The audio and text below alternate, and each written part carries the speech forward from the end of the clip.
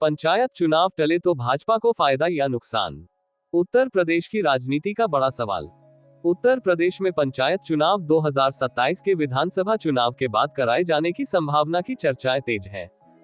अभी कोई आधिकारिक निर्णय नहीं हुआ है, लेकिन यदि ऐसा होता है तो इसके राजनीतिक प्रभाव दूरगामी हो सकते हैं, खासकर तब जब 2024 के लोकसभा चुनाव के नतीजों को सामने रखकर देखा जाए।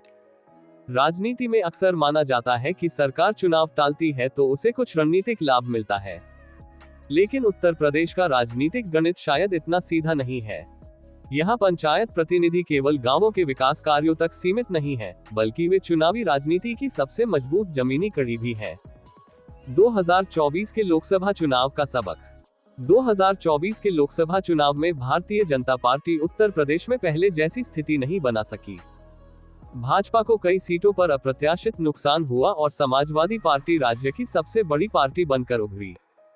इसके पीछे अनेक कारण गिनाए गए, संविधान और आरक्षण को लेकर फैलाई गई आशंकाएं, जातीय समीकरण, बेरोजगारी, महंगाई आदि।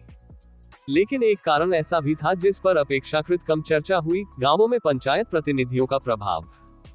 2021 में चुने गए ग्राम प्रधान, क्षेत्र पंचायत सदस्य, जिला पंचायत सदस्य और उनसे जुड़े स्थानीय नेटवर्क 2024 के चुनाव तक सक्रिय थे। इनमें बड़ी संख्या ऐसे प्रतिनिधियों की थी जिनका झुकाव भाजपा की ओर नहीं था। कई क्षेत्रों में इन प्रतिनिधियों ने सीधे या परोक्ष रूप से समाजवादी पार्टी और विपक्षी गठबंधन के पक्ष में माहौल बनाने का काम किया। गांव के मतदाता तक पहुंचने, बूथ स्तर पर कार्यकर्ताओं को सक्रिय करने, स्थानीय मुद्दों को हवा देने और जातीय समीकरणों को साधने में पंचायत प्रतिनिधियों की भूमिका निर्णायक रही। समाजवादी पार्टी की असली ताकत क्या है? समाजवादी पार्टी की ताकत केवल उसके बड़े नेताओं या सोशल मीडिया अभियान में नहीं है। उसकी सबसे बड़ी ताकत गांवों में मौजूद स्थानीय नेतृत्व है। ग्राम प्रधान और पंचायत प्रतिनिधि भले ही दलगत आधार पर निर्वाचित नहीं होते, लेकिन हर गांव जानता है कि कौन किस राजनीतिक विचारधारा के करीब है। 2024 के चुनाव में यही स्थानीय नेटवर्क समाजवादी पार्टी के लिए सबसे बड़ा हथियार साबित हुआ। गांव-गांव में मौजूद प्रभावशाली चेहरों ने मतदाताओं को प्रभावित किया और भाजपा को चुनौती दी। यदि पंचायत चुनाव नहीं हुए तो क्या होगा? यही सबसे बड़ा राजनीतिक प्रश्न खड़ा होता है।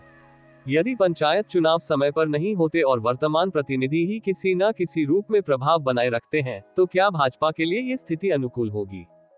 संभवतः नहीं, क्योंकि जिन पंचायत प्रतिनिधियों के कार्यकाल के दौरान 2024 में भाजपा को झटका लगा, वही नेटवर्क 2027 तक और अधिक मजबूत हो सकता है।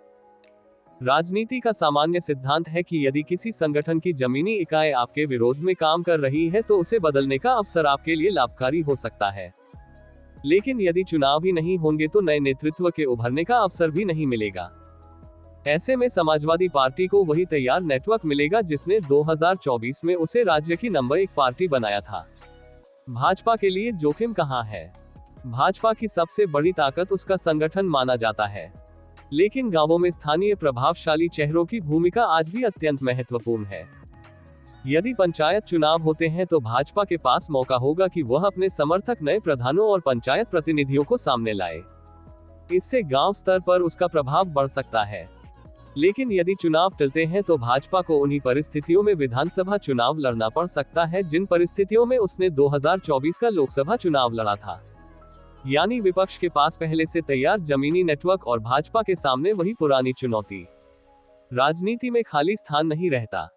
ये भी ध्यान रखने की बात है कि पंचायत प्रतिनिधि केवल प्रशासनिक पदाधिकारी नहीं होते, वे स्थानीय जनमत निर्माता भी होते हैं। जब पंचायत चुनाव नहीं होते तो गांवों में राजनीतिक ऊर्जा खत्म नहीं होती, बल्कि वह मौजूदा नेतृत्व के आसपास और अधिक केंद्रित हो जाती है।